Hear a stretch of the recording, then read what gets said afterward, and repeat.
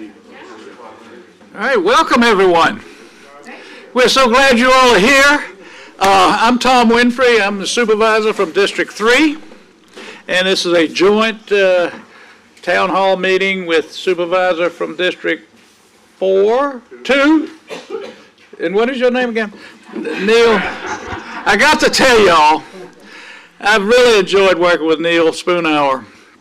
I didn't really know him until I got involved and so forth, but it's just been a real pleasure. The only thing I can say is, Neil, don't screw it up. Try not to. All right. We've got some people here that I'd like to introduce. Of course, Vic Carpenter, our county administrator. We'll be hearing from him. We've got our chief, Ferguson, here. Deputy, we've got Jonathan Lyle here from District 5, and Josh Gillespie, Deputy County Administrator. And I'm gonna, let's see, have I overlooked anybody, Neil? I'm gonna turn it over to you to introduce the school board people here, Michael. I can do that. Cromartie. You want me to do Dr. that now? Cromartie. I want to acknowledge Dr. Cromartie, our superintendent of schools. Yeah, go ahead. Thank you, sir. Good evening, everybody. We have representing District 2, Mrs. Karen Worsing, and representing District 3, Ms. Angela Allen. We also have our Finance Director, Ms. Stephanie Weish, here with us this evening. And as I look around, I think that's all from the school side. Thank you, sir. Great, thank you. All right, now, without further ado, I'm going to turn it over to our County Administrator, Vic Carpenter. Thank you, Thank you, Mr. sir. Winfrey. Appreciate everybody coming tonight. Thank you. It's another great night in Goochland County, but it's always a great night in Goochland County. This is just such a neat place to be and live. I will ask you all to just take a second and have some prayers for not only people in North Carolina and Virginia and South Carolina and Georgia, but Florida, which is fixing to be hit by another massive hurricane in upcoming days. And we may have opportunities as a county to rally again. We have people rallying as we speak to send supplies and help and resources to our sister counties in Virginia. So just please keep them in your thoughts and prayers as this week goes on. But I'm going to start by telling you tonight, this is about Goochland County, what we're doing here. And we start, with what is this? This is a town hall meeting. And we try to do town hall meetings once or twice a year. The fall, we talk about some of the things we've done, updates on some of the projects where we are. This is the second one that we've done this fall. We did one last Thursday over at Dover Baptist Church, and then tonight. And then we've got two more, one coming up on the 22nd at Byrd Elementary, and then one coming on the 26th at Salem Baptist Church. Tonight, we're going to be talking about the county, the schools, and taking questions. So the idea is to hopefully answer whatever situations you may have or see or be curious about. So we're going to start by telling you about just, again, the county. The county's working for you. The priorities of your Board of Supervisors. They've made it clear in no particular order: financial excellence, high-quality core services, public safety, keeping Goochland rural, low taxes, and quality education. And these are the things that we keep in front of us as we go through the day. We start with the people you have working for you, your staff. Examples of the staff we have, the award-winning staffs, are we have 3 Excellence Awards in Economic Development to our Economic Development staff. And then on our finance staff, the Distinguished Budget Presentation Award for 2024 from the GFOA, which is about the 11th year in a row that we've received that recognition. Some other things we're doing to learn about this community, we're right now finishing up what we call the Southeastern Infrastructure Study. One of the messages that the board has heard is that the community wants to understand the impact of growth on this county. So the infrastructure study is intended to give us a better understanding of what growth's impacts will mean. And we've targeted in this, you see that green circle, that's basically the area around 288 and Patterson Avenue as where we're going to have a lot of future potential growth.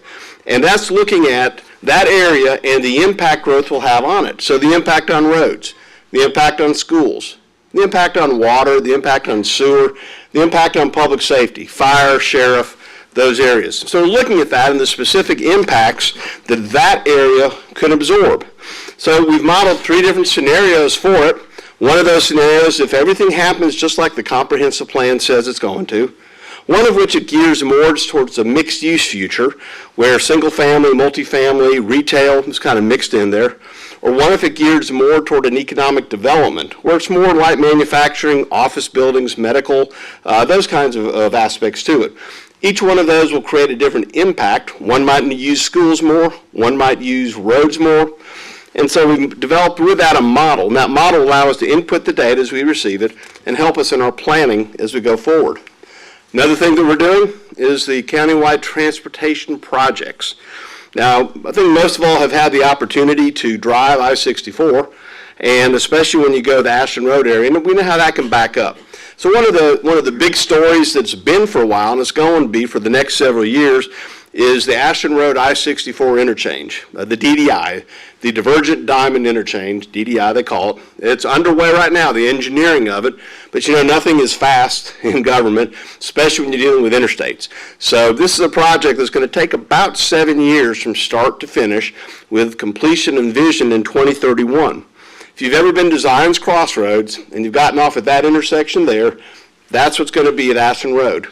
Now, in the meantime, the park and ride lot is already underway. So if you know the park and ride lot that is there now, it's going to be relocated to the other side of the interstate.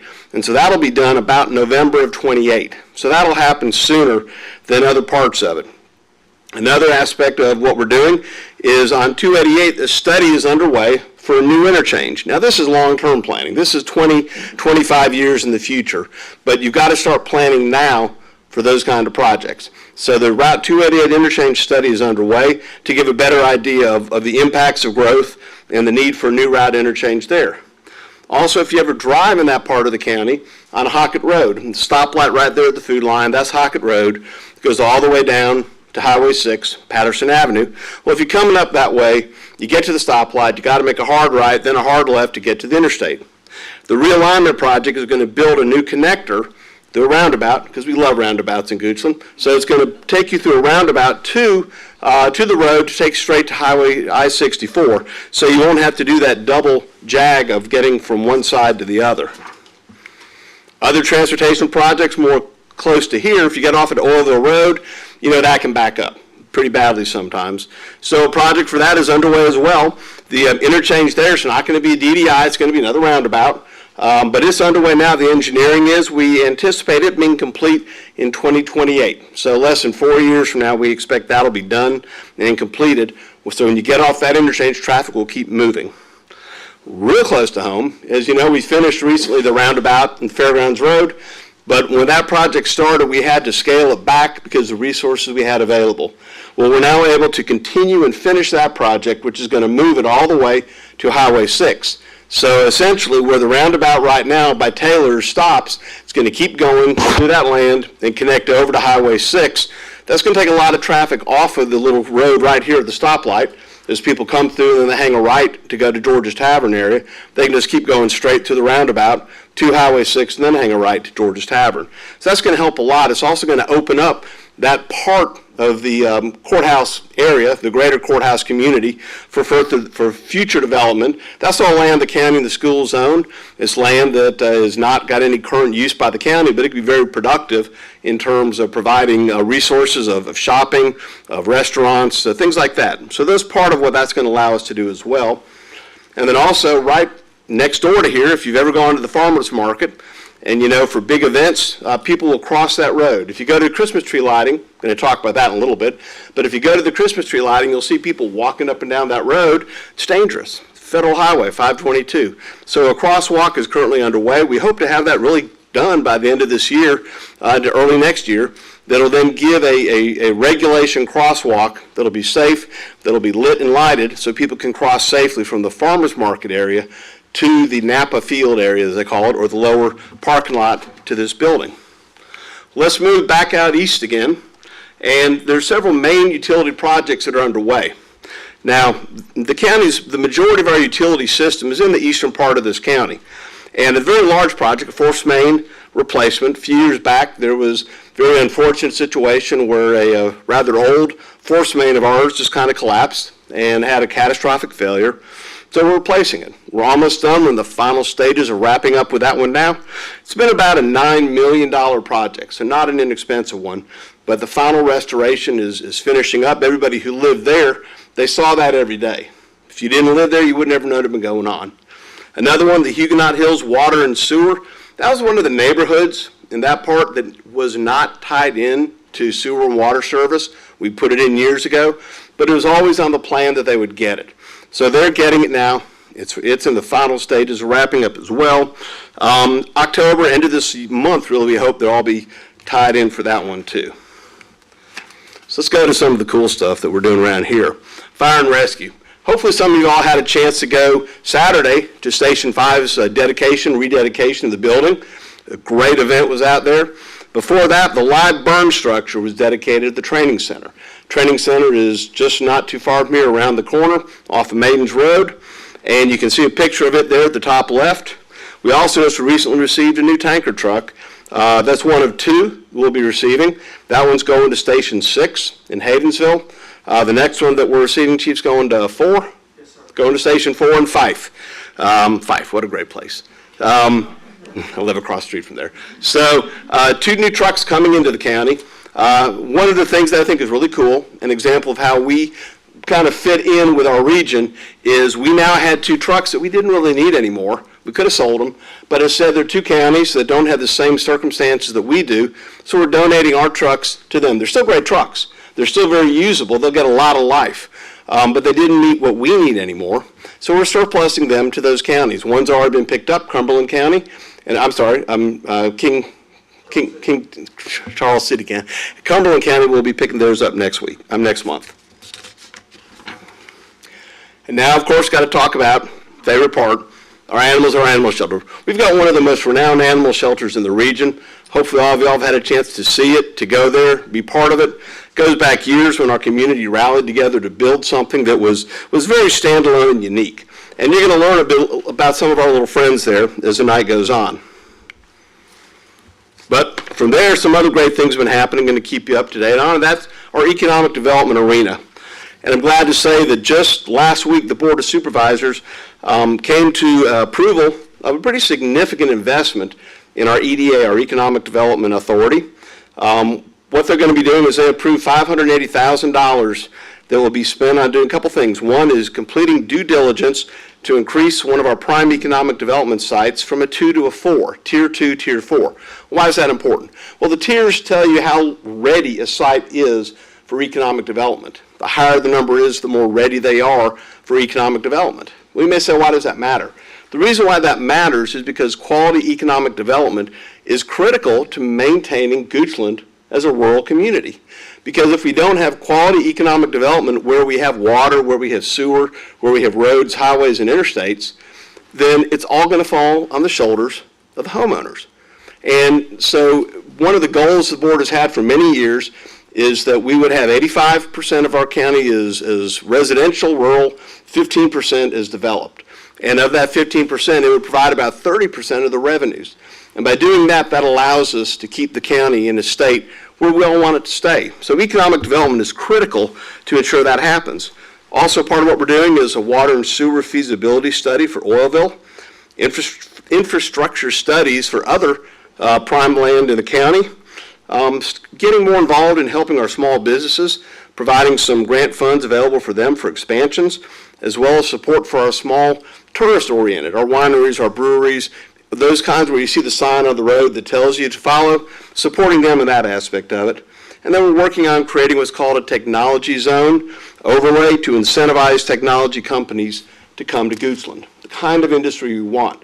We don't want smokestacks, we don't want things that pollute, but we do want the kind that add value to us. Speaking of value, another thing is one of the more popular things we do every year is our tire amnesty and document shredding. And it's held just over the courthouse on Fairgrounds property. Last year we had so many people come that we ran out of trucks. So we had to wait and bring another truck in because we had so much coming in. One of the great things this year is we've expanded it to agricultural tires too. So if you've got farm tires, which as you know, they can be pretty big, you can bring them as well, no cost. You just have to show that you're a proof of Goochland residency when you bring it here.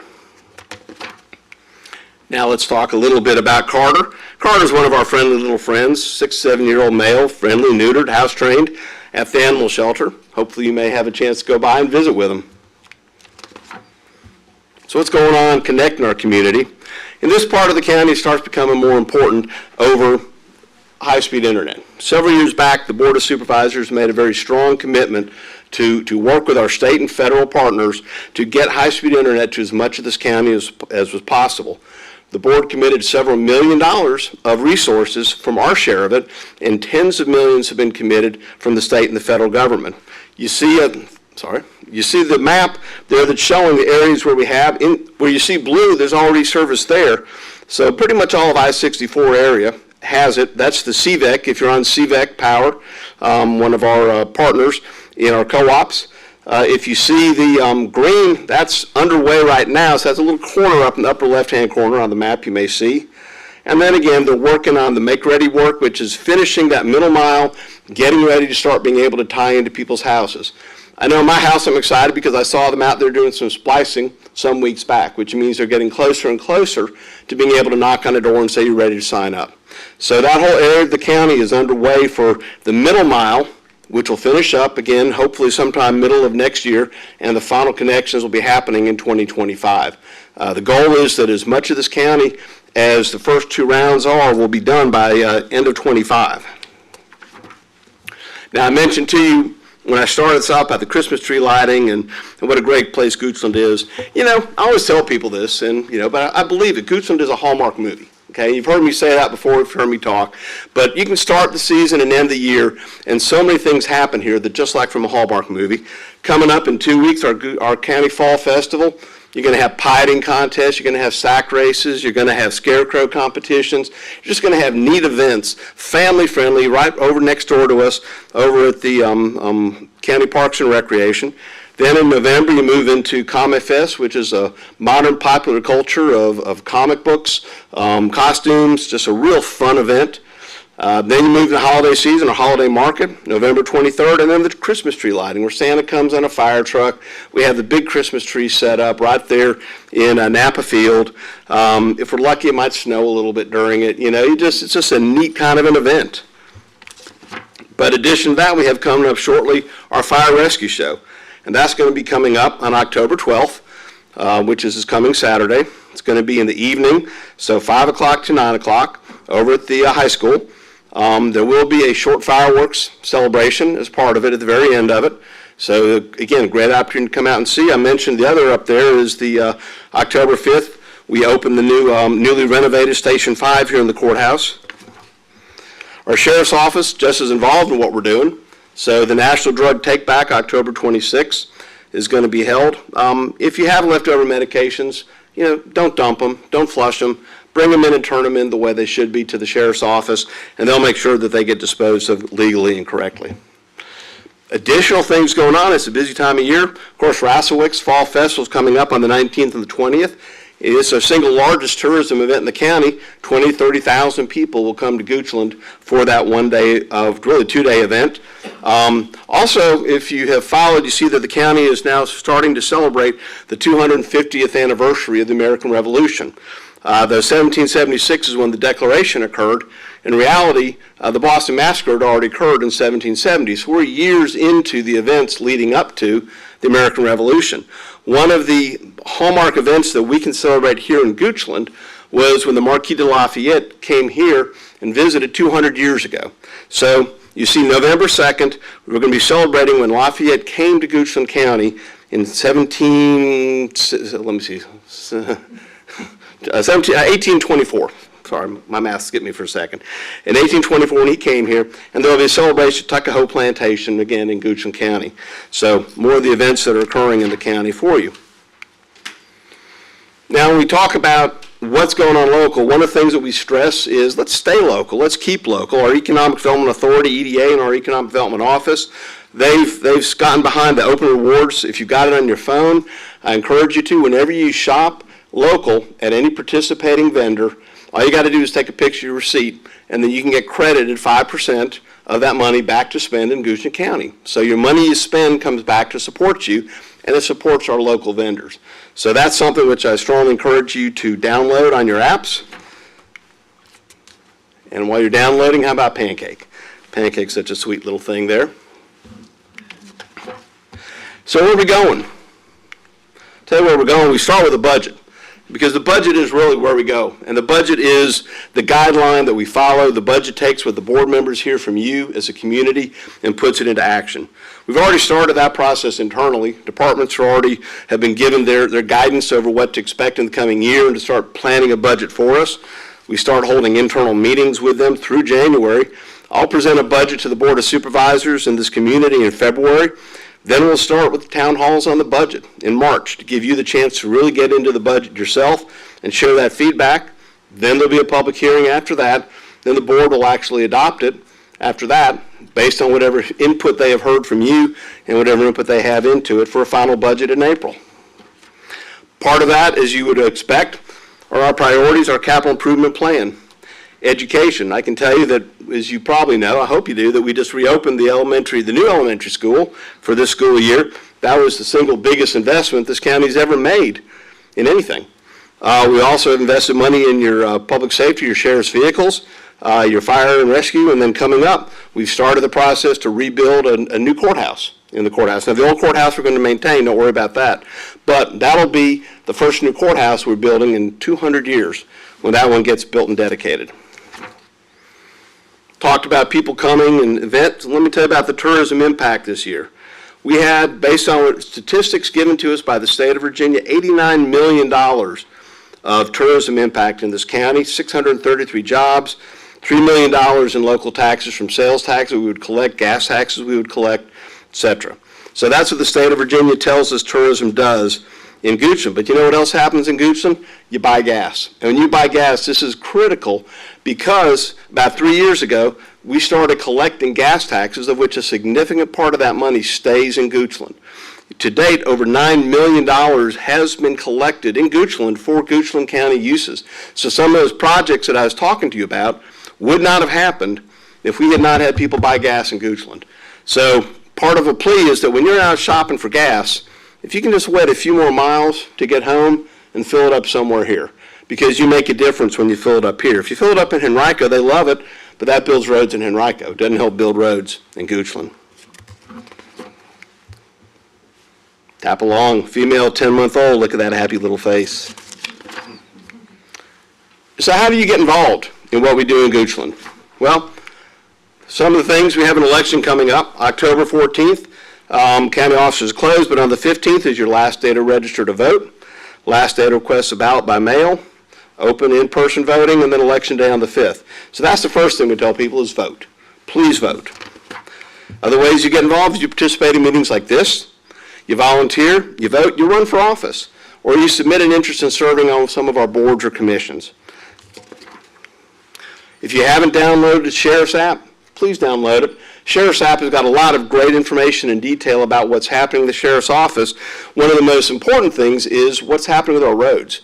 And if you've ever been fixing to go on I-64 and it's dead stopped, and you say, gosh, I wish I'd known that, the Sheriff's app tells you when roads are closed, lanes are closed, traffic's backed up, and encourages you to take different routes. So that's one of the strongest things, is it'll pop up and tell you that I-64 is closed, 288 is closed, Broad Street Road is closed because of an accident or whatever. Another thing you should sign up for is Code Red. Code Red is the county's emergency alert. That's how we let you know when something of a critical nature is happening. We don't use it often for that reason, because when we use it, we want you to take it seriously. So if there are tornado warnings, if there's some significant weather event that's happening, last year, we had a case where one of our water lines went out, and we needed to let people know that they couldn't use the water for 24, 36 hours till it was fixed. We had to let them know that. So if you don't have Code Red, strongly encourage you to download Code Red. Other ways, well, the county's got an app. The county app, you can sign up for notifications, a variety of checks you can do to say, I want to be notified about this or that or this or that. So if you're interested in, say, planning and zoning, you can indicate that, and they'll let you know when something's happening in planning and zoning. Then you can look at that and say, okay, or either Parks and Rec or some of the others. So you should really sign up for that, but also just having the county app on your phone, because it's the county app. Of course, everybody should have the county app on there.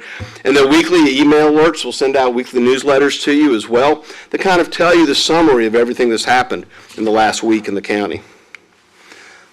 The Board of Supervisors meets every first Tuesday of the month.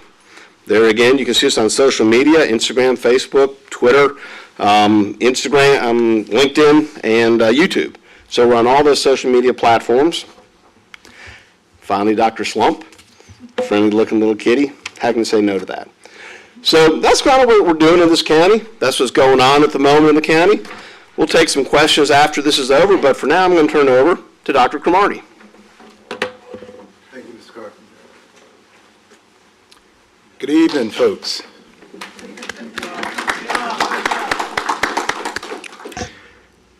I want to start by talking about ways that the schools and county entities overlap and have really good, strong partnerships. We have a very strong partnership with our sheriff's office. They provide, really free of cost to the school division, full-time school resource officers for each of our 5 campuses, and that's a very, very unique setup. In addition to that, they provide the law enforcement for all of our extracurricular activities and school functions. Reciprocity for that, when they have their large events, we cater. Our culinary arts students provide the food and the meals for those occasions. With fire and rescue and emergency management, we're in the process right now of conducting a series of simulations and a series of meetings where we're training ourselves on how we should respond should we ever have an emergency situation involving our schools. So I thank Chief Ferguson and his department, as well as Robin Hillman for that. Another way Robin helps is that she gives us good intel when we have inclement weather coming in. I rely on the safety and weather reports that she gives. And I've been fortunate because I've been here 14 months and we've only had 1 early release, 2 delayed starts, and 1 closure, which I think is pretty good. But those decisions are due in great part to intel that we received from her department. You heard Mr. Carpenter talk about cute animals who are up for adoption. I'm going to talk about smart kids. I think if you could talk about cute animals and smart kids in the same night, you've had a pretty good time. I hope that you'll agree. The Fall Town Hall gives me an opportunity to give you the state of our schools. And I'm here tonight to convey to you with confidence that the state of our public schools is very strong. We hosted our Reading Olympics at Byrd Elementary School this past spring. And a lot of the things that I talk about will be things that happened, successes from last year, leading into where we're going to be going this year. Every elementary school sent a team to the Reading Olympics, and this was well before the implementation of the Virginia Literacy Act. We've always been cutting edge. I'm very proud to share that Byrd Elementary School, the Eagles, won the Reading Olympics there at that school.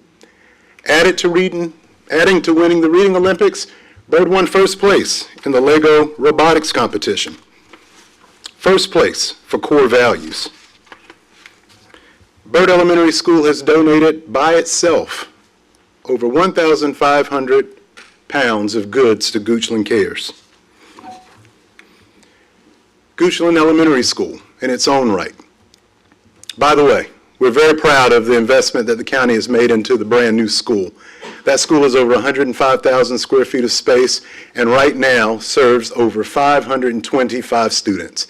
That is the largest single enrollment we've ever had in this county for one location. We should be proud of that. But Goochland Elementary also hosted Girls on the Run, a very large chapter of that teaches girls self-advocacy and healthy competition. Last spring we had, look at these cute kids. Last spring we had a reading night out at the ballpark with flying squirrels, a very popular event to promote literacy. Randolph Elementary School is the only elementary school that I've ever encountered that employs a house system. Those kids get affiliated with a house when they're in pre-K, and they maintain that affiliation for the duration of their time in school. All the research shows when you can find ways to connect kids, be it through extracurricular activities and sports at the secondary school or initiatives like this at the elementary school, you are heightening their abilities to perform better academically. We also have an outdoor pavilion at Randolph, and if you've not seen it, I encourage you to take an opportunity to go out and take a look at that. It's actually back in the woods behind the school. This was done in partnership with a lot of agencies and gives our kids opportunities to take their learning outside. Success just isn't isolated among our elementary schools. Believe it or not, middle schools, where kids can be very difficult to get along with otherwise, we're doing a lot of wonderful things there as well. Had I stood before you this time last year, and when I stood before you this time last winter talking about budget, Goochland Middle School had a designation that was red for English. And the way that the state makes those designations green is level 1, yellow is level 2, red is urgency level 3. Our English scores warranted a level 3. In 1 year, they turned that around completely, and I'm proud to report tonight that that is now green level 1. Fantastic work, all due in part to the leadership at the school and the English team there. The high school had an energized and engaged day where they offered 38 offerings to their students during a day when kids otherwise didn't have to be there. And they came out and they loved it so much that they're going to repeat that effort this year. On the business partnership front, we received a heavy donation equipment from Sargent that valued at nearly $80,000. This piece of equipment will allow our students in our heavy equipment programs to practice what they're being taught on a more modernized piece of equipment, and we are eternally grateful to our partners at Sargent. We held mock interviews at the high school. That's Delegate David Owen there, who's actually interviewing one of our students. And when I was talking about partnerships with governmental agencies, let me not forget our partnership with the Economic Development Office. That's a very, very strong partnership. They help us plan our business roundtable, and last March we had, I think, the largest turnout that we've had in some time, at least since COVID, with bringing folks out and sharing with us the types of skills they want our graduates to have to become the types of employees that they're looking for. Almost as if I knew that was the next slide. That's amazing. I must have done this before recently. I don't know. We had a CTE signing day last June, a few days before graduation, and 28 of our students who you see here, along with the people representing the companies who employed them, signed to be employees at specific corporations. What that means is these students walked across the stage on June the 8th and got their high school diploma, and on June the 10th, that Monday, they were full-time employees earning competitive wages. That's due entirely to the strength of our business partnerships. And let me brag a little bit on the rest of the graduating class. We graduated 218 students. Of those 218 students, 60 of them had earned an associate's degree from J. Sargent Reynolds prior to graduating high school. Of those 60, 48 of those students graduated with the highest distinctions from J. Sargent Reynolds. That's otherworldly for a community our size. Our community is the lifeline of the dual enrollment program at J. Sargent Reynolds. And it's amazing when you think about the size of our county in comparison to other larger locales. 74% of our graduates earned advanced studies diplomas, which is the highest diploma you can receive. 98% of the last cohort graduated on time. That's amazing. That number, I wish I could say it's historically high, but we peaked it one other time in 2020. But 98% of your kids graduating is certainly something to be proud of. And I'm also proud to say that even under the new accreditation model, all 5 of Goochland County's public schools remain 100% fully accredited. Thank you. We've seen some increases year over year. 82% of our students demonstrate proficiency in reading and English. That is first in the region and 14th in the Commonwealth. For context, there are 131 school divisions across the state of Virginia. I know this slide says 132, but I believe Covington City and Allegheny County merged a little while ago, so it's 131. But still nothing to scoff at. In mathematics, 83% of our students demonstrate proficiency. That's up 3 points over last year, second in the region, 8th in the Commonwealth of Virginia. Niche rates us the 9th best school division, according to our school report, the 12th best school division, according to their website, as of September 30th in the Commonwealth. And for the 7th year running, the #1 school division in the Richmond area. You can applaud if you'd like. I think it's applause worthy. This is what really excites me. As of today, we have 2,642 students. That's up 71 students from the end of last school year. We have nearly 50 more kindergartners than we had this time last school year, and 473 staff members serving these young people daily. Of our staff, we hired 41 new teachers, representing about 18% of our teacher workforce. 10 of them were at the elementary level, 9 high, 13 middle, 8 special education teachers, and a school counselor. As you can see, this shows you the average year of service by our teacher corps. The majority of our teachers are serving, oh, I did not change it, thank you, are serving years 0 to 5. That means that if we work to retain these people, we should be good for the foreseeable future. But retaining them is our challenge. I'm proud to report that we have 12 new course offerings for our kids to take at the high school level. For a high school that has fewer than 850 kids, to have 12 new opportunities for learning and new courses is exciting to me, and I'm very proud to have that for our students. We've received distinctions in artificial intelligence and computer science, and have gotten grants in both areas. And last year we had 5 individual Apple Distinguished Schools. Goochland County Public Schools is now an Apple Distinguished School Division, showing our commitment to innovation in high instructional technology. For many years running, we've received the GFOA Distinguished Budget Presentation. And Mrs. Weiss is here tonight to take the bow for that. And I don't know if you all have heard, but our Chief Finance Officer for 12 years, Debbie White, is retiring soon. And she reminds us fairly regularly that it's down to 8 days left. But she has built a legacy that I am excited to have Mrs. Weiss continue. All 5 of our schools received sterling student activity fund audits, showing, again, our stewardship for public resources. And if you didn't come to the open house for Goochland Elementary back on July the 18th, I'm going to encourage you to arrange an opportunity to go tour that facility. It is a first-rate, state-of-the-art school, and I'm very, very proud of it. My daughter goes there, so I spend a lot of time there dropping her off, but I also spend a lot of time there as a superintendent. And there's an energy that's going on in that school right now that is unbelievable. So, you may be thinking, that's the guy who last winter spent a whole lot of time talking about the importance of a market adjustment to maintain our teacher corps. And that was me. And gratefully to our school board and our supervisors and Mr. Carpenter, we were able to provide that market adjustment for our school division's 240 teachers. I want to talk a little bit about what that market adjustment meant for our folks. You may recall that we were, of the 7 school divisions that we were comparing ourselves to in the geographic region, we were 5th, 6th, or 7th in most bands.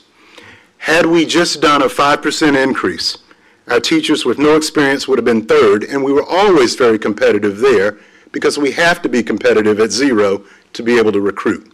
In other words, our starting salary has to be competitive with everyone else, otherwise we can't bring people in to get them started. We would have been 4th, years 5 through 10.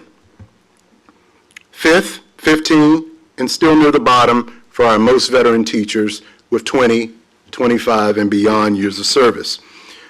With the market adjustment, that commitment that our community made to our teacher corps, we're now 3rd at step 0, we're 2nd, 5 to 10, 2nd at year 15, 3rd at 20, and 3rd at 25. That's pretty remarkable. Goochland County Public Schools ranks in the top 3 school divisions in the Metro Richmond area for teacher salaries, thanks to that adjustment. And nearly 60% of our teachers surveyed since they returned to school this year said that that market adjustment was an influential factor in their decision to continue to teach for Goochland County Public Schools. That concludes my presentation on the state of the schools for the fall. And Mr. Carpenter and I will tag team any questions you might have. Thank you.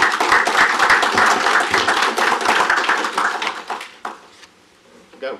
Well, while we're waiting on a question, I would like to recognize our sheriff who's in the room. And also, Sheriff, if you may have seen, was most recently sworn in as a secretary for the statewide Association of Sheriffs. That's not the official title of the organization, but same. And so he's now the leadership of the entire Commonwealth, which once again just shows you that the Goochland punches so far above its weight when we compare to others. So, yes, ma'am.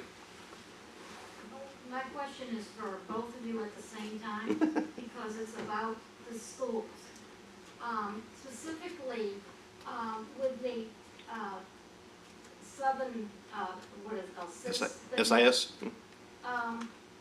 It was said that at Randolph, Elementary School, that the water and sewer may be an issue, in upcoming years to try to expand it. What is the status of that? It's an old school. It is, that's the status. It's nearly a 7 decades old building. But what I'm saying is, if you need water and sewer to operate a school safely. Absolutely. So, that school being so old, is there any hope that we'll get a school that will accommodate, water and sewer issues? First of all, let me, to my knowledge, it's currently not under any issues of failing water or septic. And they're not on public systems at Randolph, so they're on well and septic systems there. And none of those are failing to my knowledge. Part of the county's long-range CIP does show a new elementary school being built in the eastern part of the county in the, sometime in the next 10 to 15 years. So a new elementary school would obviously take into consideration those aspects of it. And Dr. Cromartie can maybe address more about the building itself. I will, and the new elementary school is being built out of necessity of age, due to the age of the current schools, both there and eventually at Byrd, but not necessarily because there's need right now for growth capacity. Because of the rezoning that we did to pull kids out of the current Randolph zone and out of the current Byrd zone to Goochland Elementary, that still has growth capacity inside that building. It created spaces, as mentioned Thursday night, at both Byrd and at Randolph Elementary School.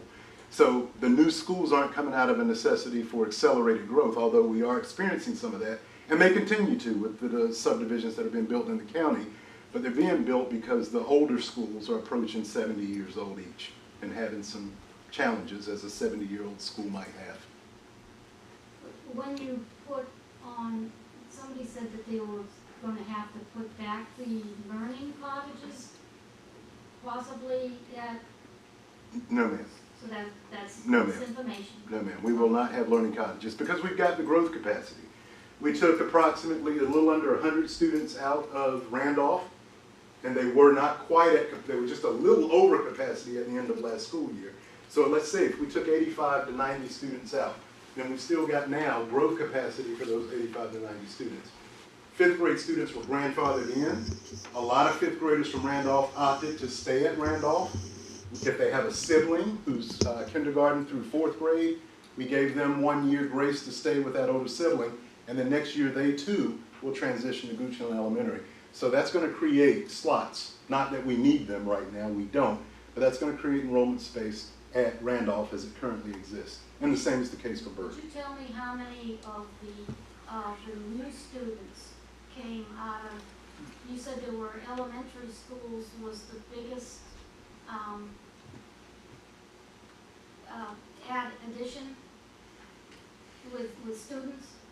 How No. many of them were at Randolph? Okay, I can give you last year's enrollments. Last year Randolph had just under 400 students total. I believe their number was around 386, 387. Goochland Elementary School was around 335, and Byrd was hovering last year somewhere around 260, 270 students. Those were last year's numbers. Right now, Randolph Elementary School is probably closer to 320. Byrd Elementary School is probably closer, not probably, somewhere around 230, and we have over 525 students at Goochland Elementary. That's because it's brand new, yeah. Because it's got the square footage to accommodate, and we did a rezoning program to ease some of the potential tensions with growth at the polar opposite ends of the county. Okay, so you're going to be keeping an eye on I think we're going to be good for years to come from a capacity standpoint. Now, from a facility standpoint, that all depends on the ebbs and flow of the facilities and where we are on the capital improvement plans. But there has been plans and discussions somewhere along the line for schools to be built, new Randolph, new Byrd Elementary School. And because we do anticipate that school staying in service for some years still, the CIP does show investments in that facility in upcoming years, make sure the HVAC systems work, et cetera. So it's not a school that's abandoned. We're still maintaining it. We're still supporting it. And the plan has always been that it would have to last us 10 to 15 more years. That's always been the assumption, the expectation, and the realization for how it's going to work. And here's the magic. If you go into either of those schools, you don't feel like you're in a 70-year-old school. They've been very well maintained in terms of our custodial and in terms of things that have been done to revitalize the schools. Byrd just this past summer had a partial roof replacement. There have been some HVAC work around the same time at Randolph. And these are more than just patch jobs. These are high-quality installments that work to expand the life of these facilities. Yes, sir. Mr. Carpenter, we've seen some pretty good success with the temporary station on Sandy Hook Road. Yes, sir. Can you talk a little bit about the... I'd love to. I'd love to. So, those of you who followed where the county is, as you know, back about 3 years ago, a referendum was approved by the voters of this county that's going to let us do several things. One was build this amazing new elementary school. One is to build the new courthouse I mentioned, and one is to build a new fire station. And also to build a CTE. So the fire station was going to be focused on the eastern part of the county. But as we started getting into that process and looking at it, we determined that probably the time wasn't quite yet ready for that location. We needed to make sure that there were other locations that might not be better. So the decision's been made now to shift our focus from the eastern part to the western part of the county. So if you ever go down Whitehall Road and 522, you know, there's a house with a big sign that says future site. I can tell you right now, it's not a future site anymore. It's a site that is currently underway, and we started the process of building a permanent, fully staffed station there. Currently, it's got a part-time ambulance, which has been a lifesaver. And the chief can tell you how many times we have shaved minutes and minutes, which saved people's lives by having that vehicle there. So adding a fire truck to it as well, this is going to make it even better. So, Mr. Vanau, thank you for bringing that up, because that is going to happen. It is underway. And it's going to be an amazing addition to this county, this community. Yes, sir. Just to follow up on her question, so you pulled from either end of the county or the old existing elementary schools, the new Goochland Elementary School at 510 students. A little over 520. Is that a capacity? What is the capacity for that school? The capacity of the school is 675. So there's room for growth. There's room for growth in all three schools right now by over 100 students each. How does that compare to the middle of the high school? Where does that stand in capacity? So that's a little bit of a difficult question to answer because they both share that same complex. I'll talk about enrollments where we are right now. We saw a little bit of an enrollment uptick at the middle school by about 21 students. Interestingly enough, we lost a net of 1 student at the high school. I believe I've been told, and Ms. Weiss, you can correct me if I'm wrong on this, I believe that the high school at its highest number has had about 870 students. This year we're hovering somewhere around, I think the last number that I saw was 830 some odd students, somewhere there and thereabout. And the middle school comes in a little bit under 600. So that complex houses about 1,400 students. I would imagine with the square footage of it, it has room to grow, but because it's a shared complex, it depends on where the growth is. Yes, sir. 2 questions. Well, one's a comment, one's kind of a question. So I have a child in elementary, middle, and high school, so Okay. I'm everywhere. Girls on the Run was a great program. I know it's an outsourced program, and I know it could be a bigger and better program, but a lot of it was the cost. Yeah. I think it's $150, $175 maybe to enroll. Which, okay, that doesn't sound like a huge amount, but when you've got a kid in soccer and you're paying for that, and then softball and all these other things, maybe look at it to see if there's a way for the schools to maybe decrease that cost. Sure. For some of those families that kind of look at it and go, wow, I'm spending everywhere I'm looking. I'd like to get my kid involved, but it's a chunk of change. So Understood. maybe just a recommendation to maybe kind of look at that just so we can expand it and maybe grow it a little bit. Good information, yes, ma'am. Thank you. The dig site for the CTE program is in that expanded road, right? That's gonna go on the roundabout? No. No, No, that won't be affected whatsoever? Right. No, the road is going basically, right now, in the final layout of the road it's in engineering, so we're still having to determine exactly where wetlands are, utility lines run, all that, in order to determine where the road will exactly go. But it's going to be in that area that's basically between the high school and between the old elementary school. It's going to come somewhere roughly out to where the mobile home park is. It's going to come out somewhere in that part. Can't tell you exactly where, but somewhere in that area. But to my knowledge, it's never been discussed as CTE being in that area. Okay, but they're not, like, don't they have a garage or there's something that's back there? Because I heard that that was gonna be impacted. Dig site. The dig site. I mean, maybe they took some fill dirt Yes, from there. the dig site, yeah. Okay. Dig site where the CTE students. Oh, I'm sorry. Well, then Yeah, I mean, bulldozer. okay. Well, well, then if that gets developed, then yes, obviously we'd have to find another spot. But part of the bond issuance is that creating a new CTE campus building somewhere, and so ideally that would be part of that development we would do. But yes, sir. One of my grandchildren got caught in Australia with the COVID and couldn't leave. She enrolled in J. Sergeant Reynolds, got an associate degree and finished up at William and Mary this year. At the same time frame, I've got grandkids live 3 or 4 miles as a crow flies from here, and they couldn't connect with the school during COVID. Can anybody give me more specific information when internet is coming to Rockcastle Road? Well, as far as the date it's coming, no, sir, I don't know the date, but as I alluded to earlier, the phase of the project we're at right now is that what they call the middle mile, which is Dominion owns most of the power lines there, but Dominion is not going to provide the internet service. So a third party called Firefly is going to provide the service. So Dominion has to get all of their lines strung and ready because they own them. So that's the phase they're at now, is Dominion, and Dominion is in charge of that. Firefly's not in charge of that. The county's not in charge of that. Dominion is in charge of that. They give us timelines for when they'll be done with certain areas. Now, I believe the Rockcastle Road, and Paul Drumright is kind of our liaison who keeps up with that on a better basis. I think that's kind of in the shorter time frame, is it not? So, exactly correct on where it is in the process. And happy to say that Firefly has actually done everything they can do while they're waiting for Dominion to finish. There right now, Firefly is projecting this fall to be able to start doing connections in the Rockcastle area. So they've done everything except for the connections to the homes. So they've gotten their last mile built in that area. They're working on other areas of the county to start doing engineering or last mile work in those areas, while Dominion's finishing up their work in those other areas of the county.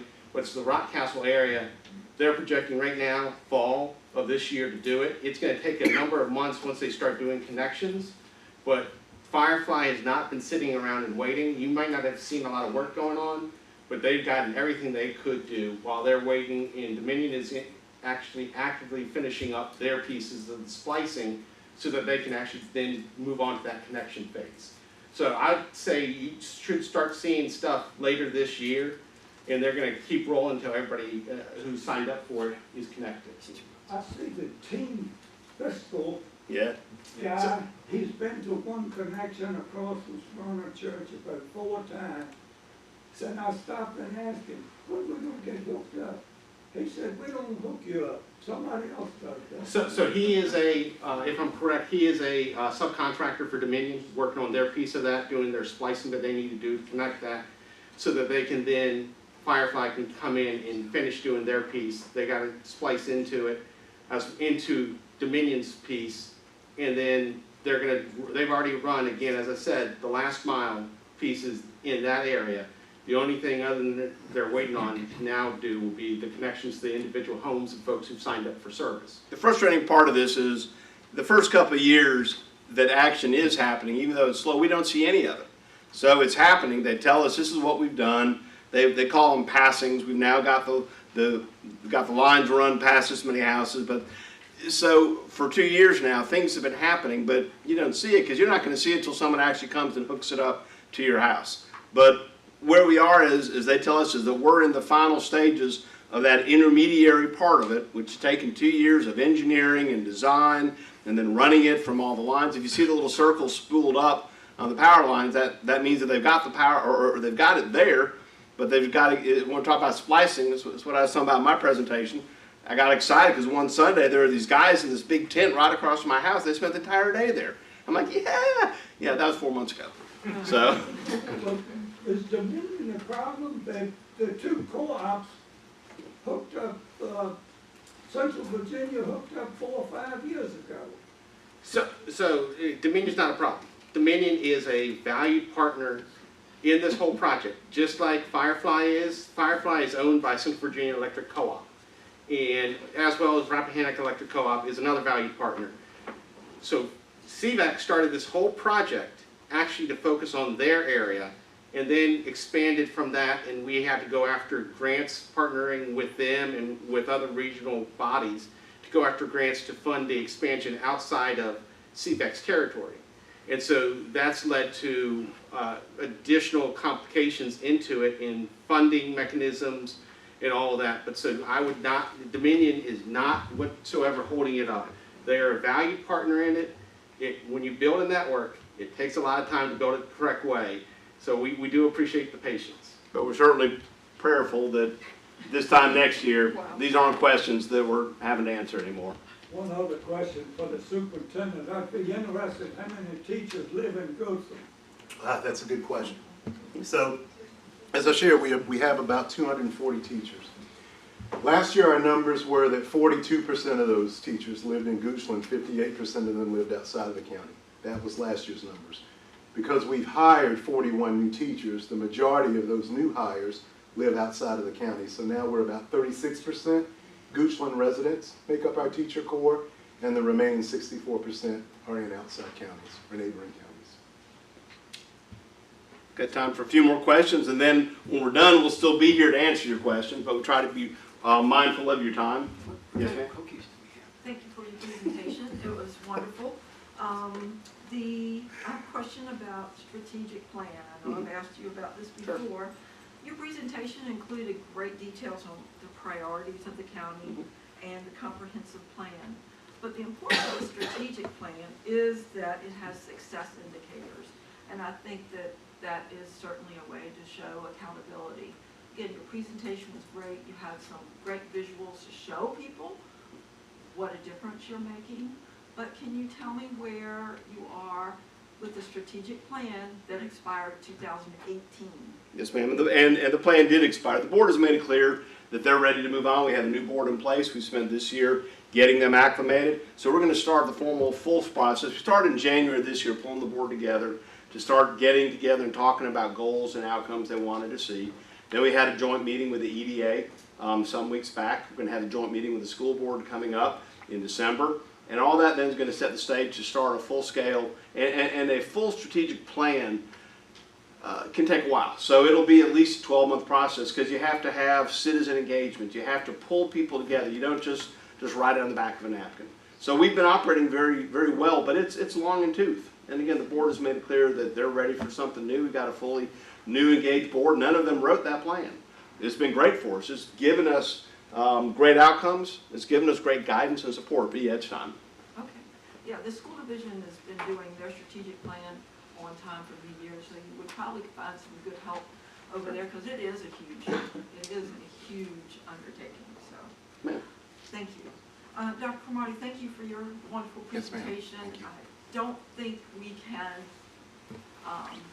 understand, regular people don't understand what that information that says that all our schools are accredited with these new standards really does mean. That is huge. It is. So it's our students, Thank our you. families, every staff member, from the first person that picks the child up on the bus, to the people that feed the children. Without question. Keep our buildings, and of course our amazing teachers. So huge, and thank you. Oh, it's just, that is amazing. Question about GES. The numbers are growing. Are we looking at an assistant principal position at some point? Funny that you mentioned that we are meeting with the school board on the 17th to talk about their priorities as a school board. And I shared with senior staff this morning that there's one priority that I have to be passionate about this round, and that's a assistant principal's position at the elementary school. For context of why that's needed, not only does Mrs. McKay in this instance have nearly 200 additional students, but those 200 additional students come with additional staff. And when you have additional staff, that's additional people that you have to evaluate. And our evaluations for teachers in the Commonwealth are very labor intensive. And it also is additional people that you've got to coach and develop. So it's time, and that's a good question. I appreciate your asking it, but that's something that we'll be looking at providing. Okay, I have one more challenging question for you, but you're an instructional leader. Yes, ma'am. So you will probably have an answer for this. Watched a presentation by Dr. Coons this morning, our state superintendent, and she was talking about strategies from the state level. And you had great examples of some of the ways that we are engaging our high school students and the opportunities there. But one of the engagement options she spoke about was more challenge on the clock hours. For example, with algebra, her example was Algebra 1. Some students would grasp all of the Algebra 1 curriculum in 90 hours. Sure.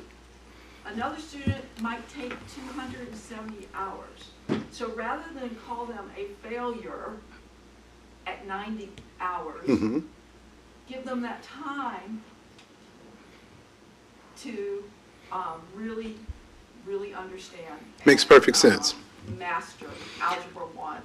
But when I think about how that happens day to day, I'm a little worried that that means a lot more of teachers being facilitators and our kids being more at computers.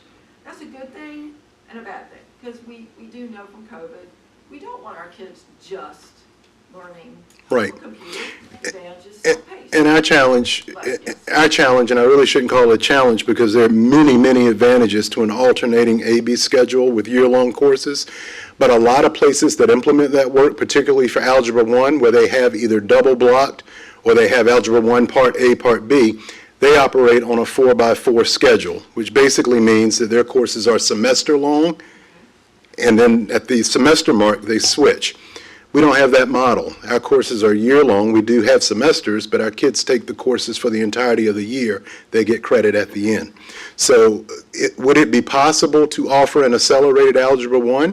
I can't say that we don't already. I believe that we do have some courses where kids can be accelerated if they have the acumen to move at that pace, and we have courses that move at a slower pace for kids who may struggle. I don't necessarily know if it's to the level of what you just outlined, but we do have those parameters. Thank y'all. I will have to say, I woke up this morning, and you gotta forgive me for this, but it was one more day in my life I did not use algebra. Anyway, let's give these guys a big round of applause. I think you can join with me in recognizing what excellent leadership we have, and we're very fortunate, and we're all proud to be Goochlanders. So, thank you all for being here. We have staff that'll be around still from public safety, community development, myself, Dr. Cromartie. Also, if you want to talk about what's in the hall, Dr. Cromartie, What's about that? the cookies? The cookies? Yeah. You want to talk about them? I do want to talk about, I guess I better. I get in trouble when we don't have cookies, so I probably should give credit when we do. The cookies that are out front, and I encourage you guys to take as many as you want, we prepared plenty, are made by our culinary arts students under the leadership of Chef Erlenbach. And if you've never had one of our culinary cookies, I want tonight to be your first.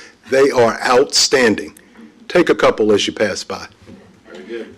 Again, we're here for questions if you have any more, but thank you very much. It's a great day in Gooch.